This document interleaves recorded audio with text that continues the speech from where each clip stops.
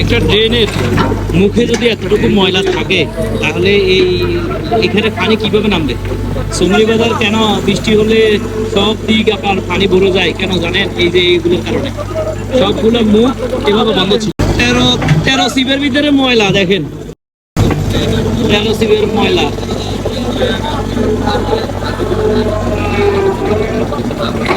দেখেন শক্তি, ময়লারও শক্তি আছে, কিছু না ময়লা।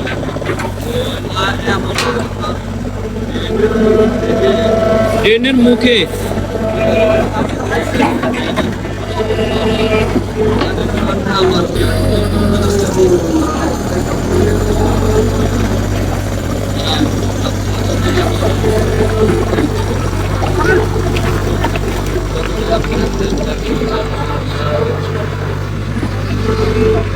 একটা ড্রেনের মুখে যদি এতটুকু ময়লা থাকে তাহলে এখানে পানি কিভাবে নামবে?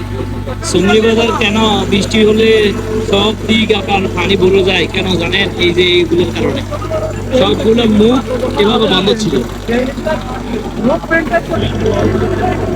প্রিয় দর্শক, অবশ্যই যদি ভিডিওটি ভালো লাগে ভিডিওটি শেয়ার করে দিবেন এবং কি এই ময়লাগুলা এখানে এই মুখটাতে কেন ফালাইছে বা এই মুখটা কেন বন্ধ রাখছে এটার জন্য অবশ্যই কমেন্ট করে জানাবেন। আসসালামু আলাইকুম ওয়া রাহমাতুল্লাহি ওয়া বারাকাতুহু।